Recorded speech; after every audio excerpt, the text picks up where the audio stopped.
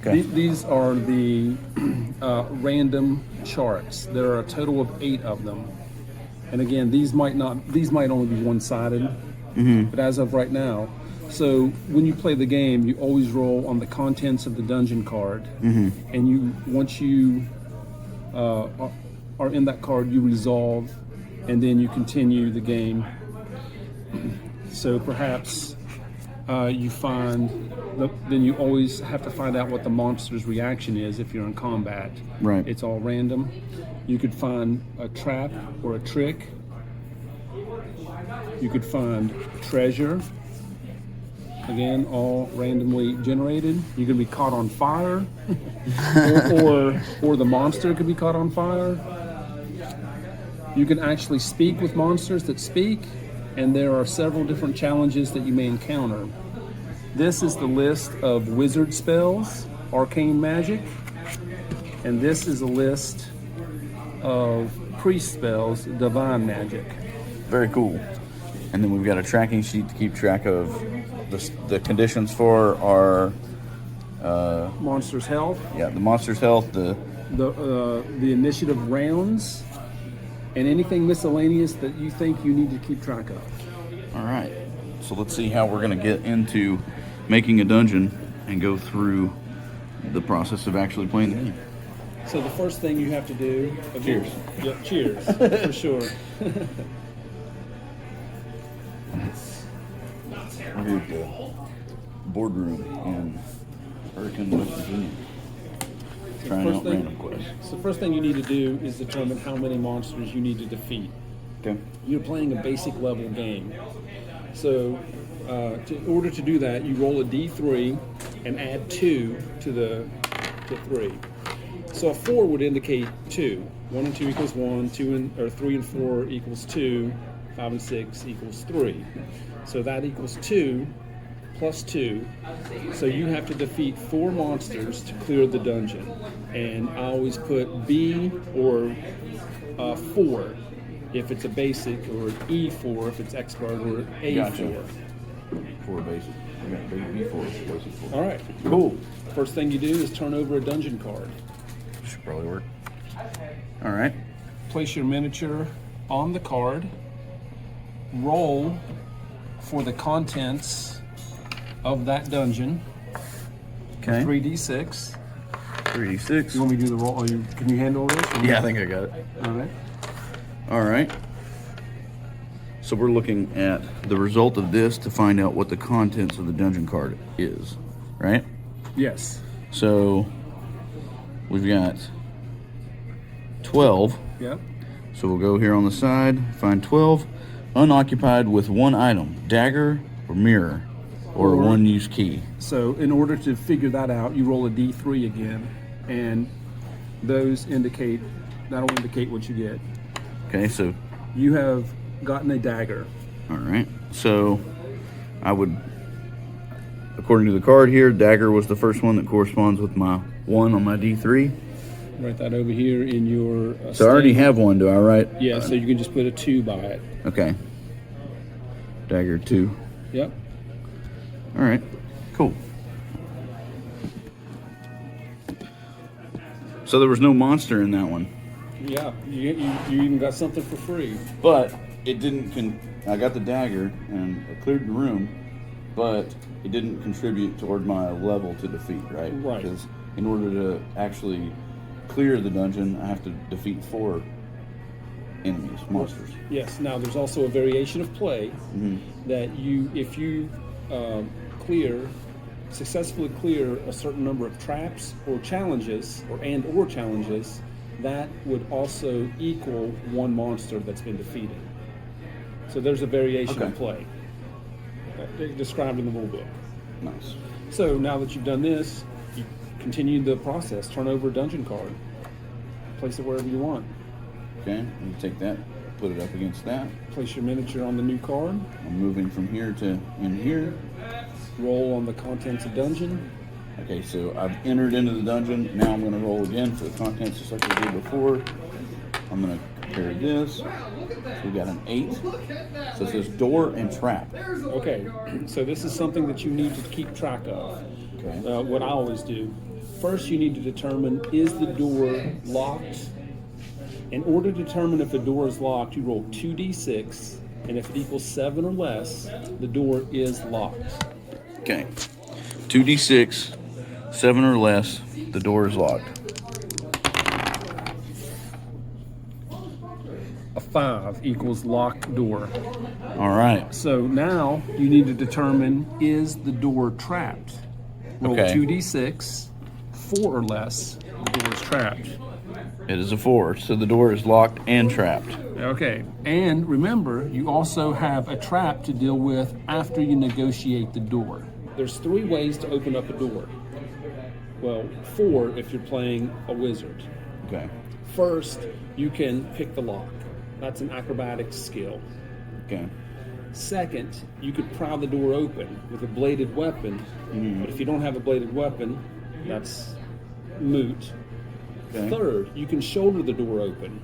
The problem with shouldering the door open is it makes noise, and it could attract a wandering monster. Okay.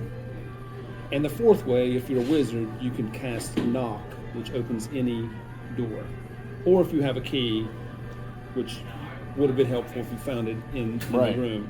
So I think I want to, since I have 2 of these daggers, I think I want to use one to try to pry the door open. Well, it's good to know that you have all this in the rule book so that you can Yeah. find out. There's a reference guide for this. The rule book's pretty small too. It's not too dense. There's a lot of rules in this game, but they're all very digestible, and once you get into the flow, it's pretty easy. So you chose to pry. I would always recommend trying to pick it first. Right. But It's my game. I can play it how I want that's to do right, it. that's right. Because that's the important thing. You are the game master and the player all at once. Right. So, all locked doors, chests, and chains can be pried or forced open. Procedure: to pry, the PC must have a bladed weapon. Roll 2d6. If the result is less than or equal than 5, the PC is successful. If the result of the roll is greater or equal to 11, the weapon breaks. All right. Here we go. So I got to get less than 5. Equal or less. Equal or less than 5 to pick the door with one of these daggers. Oh boy. The dagger breaks. Oh no. So, take one of your daggers away. All right. Okay. Now, you have a dagger. You could try to pry it open again if you want, or you can try to pick the lock. To pick the lock is just a simple acrobatics roll. You find your acrobatics score, and you Okay. need to roll equal or less than the base score. Not paying attention to the modifier. So it's got to be less than a 6. Equal or less than. Okay. Less than or equal to 6 to pick the lock. Yeah. All right. 7.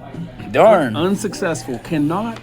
So, now here's your options. Okay. You can pick the lock or pry the door open again. You can try that since you have another bladed weapon, or you can shoulder the door open, which may attract a wandering monster, which means you would have a door trap to deal with, a room trap to deal with, and possibly a monster to deal with. Oh boy. I think I'm going to try to pick it again with my other dagger. Okay. 7. 7 again. Unsuccessful.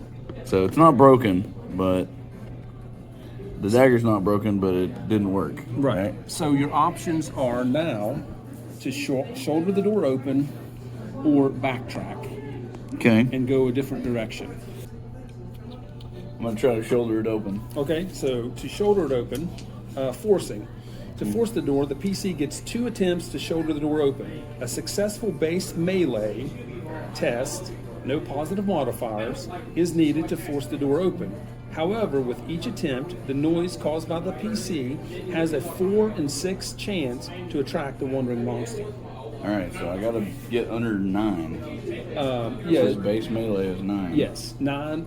You need to equal or less than your base melee. There's 7. 7. Shoulders the door open. The door opens. Okay. Now a wandering monster is going to come by. Could come by. A 4 and 6. So roll 1d6. If it's 1 through 4, wandering monster. 2. Well, the good news is, if you defeat this monster, it goes towards your 4 to defeat. Right. So you turn over the top card. You have giant rats to contend with. Since you're playing the basic game, there are 6 giant rats that were attracted to the noise. So now you have to contend with those rats. All right. But first, what I would do is contend with the trap of the door. Okay, the door is trapped, so how do we do that? All right. So there's 2 skills needed. First, you need to see if you can discover there's a trap by using your cunning sub-ability. Okay. That's a base score, no positive modifiers allowed. If you're successful in discovering the trap, then you have the chance to disarm the trap by using your acrobatics skill. Okay. Again, base skill, no modifiers, no positive modifiers. All right. If either of those fail, the trap goes off and you have to resolve what happens. Okay, so we've got 6 here in cunning. So you need to roll to see if you were trying to discover if Discover there's the a trap. Yeah. So it's 2d6. Get 2d6. And it is You found 6. it. So I did discover the trap. Yeah. Now I get a chance to disarm it. Yes, which is acrobatics. Okay, so it's 6. I do 2d6. It's got to be a 6 or less That's correct. to disarm the trap. Yes. Oh, it's a 11. 6. It's greater. All right. So the trap goes off. Now, what was the trap? Here's where you 2d6. roll 3d6. 3d6. And then we'll do. So 12 again. You have a spear trap. You take 2d6 points of damage, or half that damage if you dodge. Your dodge score is listed on your score sheet. So, what you need to do is roll 2d6 to see how much damage you're going to take. Okay. Wow, 12 Man. points of damage. However, you will take half of that if you beat your dodge of 7. With the 2d6. 2d6.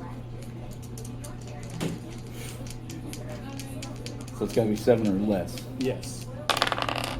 11. Our warrior takes 12 points of damage Oh my from gosh. 18 to 6. Man.